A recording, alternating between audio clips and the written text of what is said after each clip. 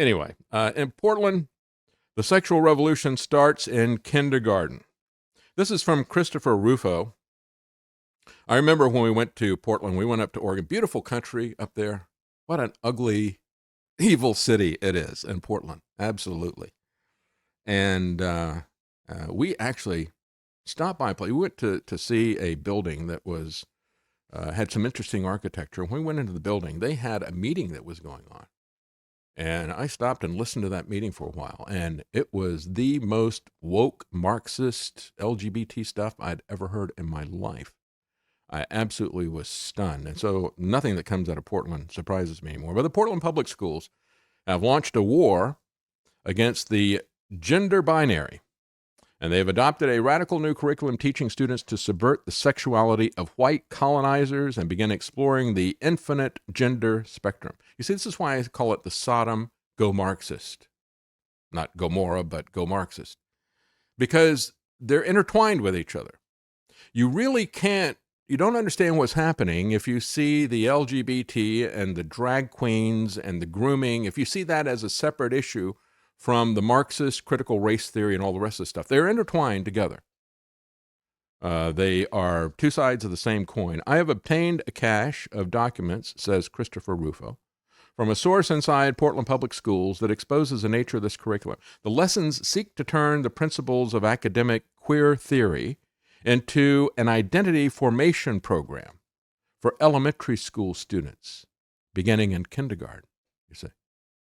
So this is college Marxist queer theory, and they're going to turn it into forming the identity of kids from kindergarten on up. He said the premise is simple. Privileged white heterosexuals have created an oppressive gender system.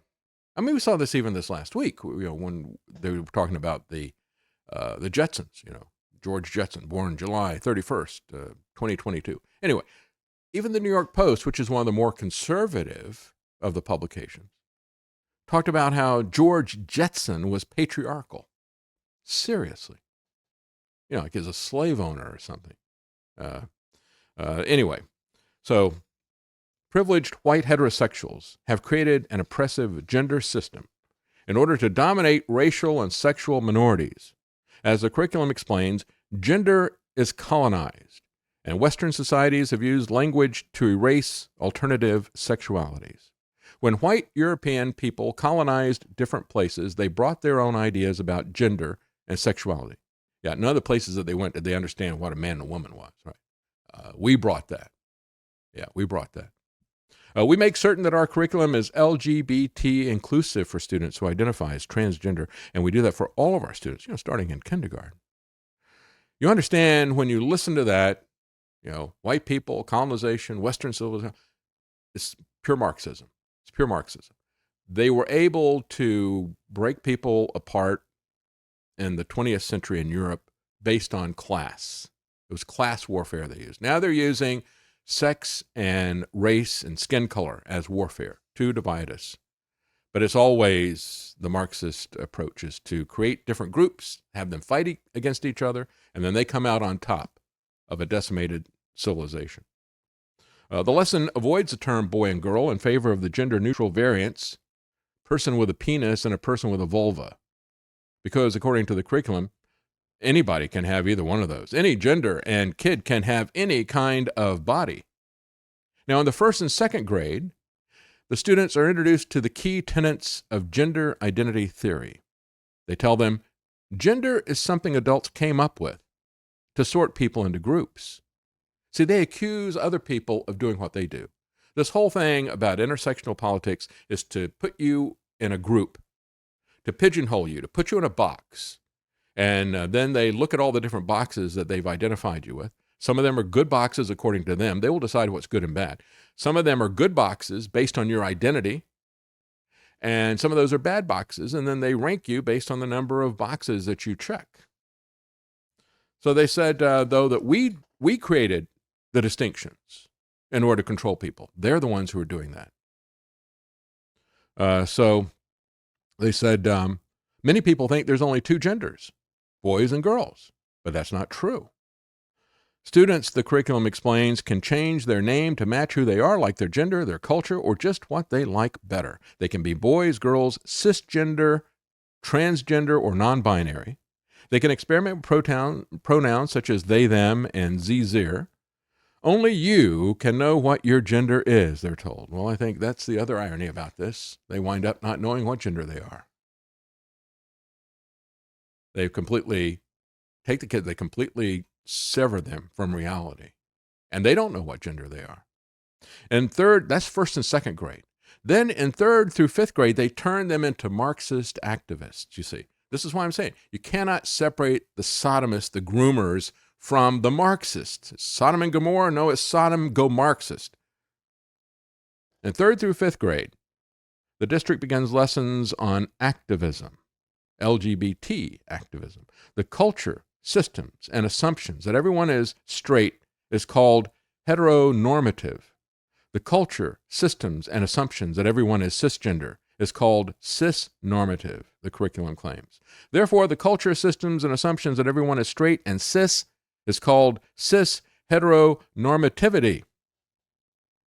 Third through fifth grade. This system, according to the lesson plan, is a form of oppression designed to benefit white, straight, cis boys and to punish everybody else.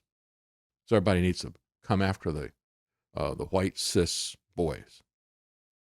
California School District, that's Portland. California School District is spending $20,000 on woke kindergarten to disrupt whiteness, you see. It's all the same thing. They have the Unified School District in Golden State's Hayward School District.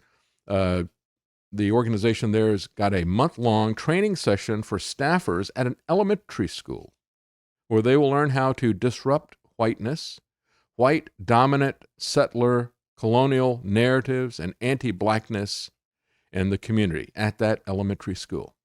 See, this dovetails exactly with what the FBI is doing internally.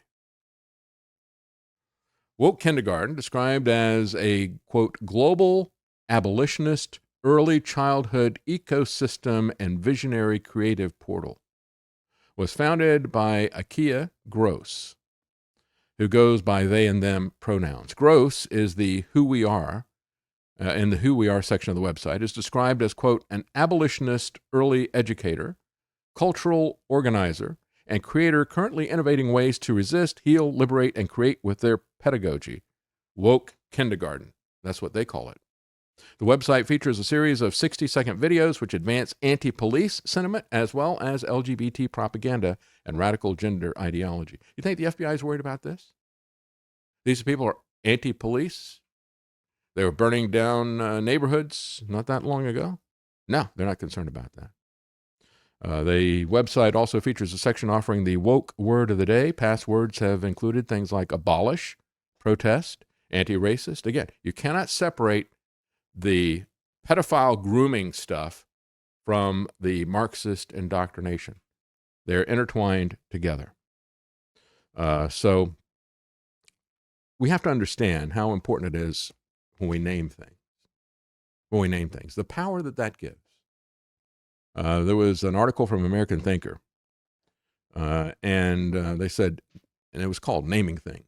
And they point out, in Genesis, one of the first things that happens is that God brings the creatures of the earth to Adam, and he gives them names. That was the first exercise of his dominion.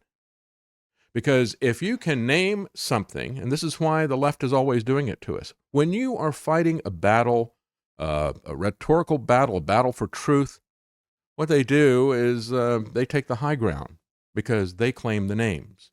They label you, and they claim they call you a colonialist, or they call you a racist, or they call you cisgender, or whatever. And this is one of the reasons why it is a sore point with me with all this red state, blue state stuff. Red was always the communist of the communist colors, and they were very proud of it.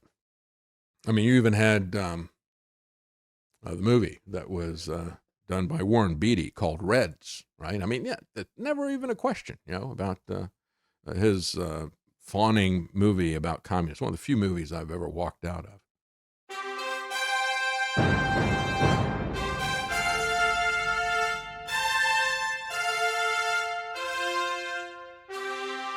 common man. They created Common Core to dumb down our children. They created Common Pass to track and control us. Their Commons Project to make sure the commoners own nothing. And the communist future. They see the common man as simple, unsophisticated, ordinary. But each of us has worth and dignity created in the image of God. That is what we have in common. That is what they want to take away. Their most powerful weapons are isolation, deception, intimidation. They desire to know everything about us while they hide everything from us. It's time to turn that around and expose what they want to hide. Please share the information and links you'll find at thedavidknightshow.com. Thank you for listening. Thank you for sharing.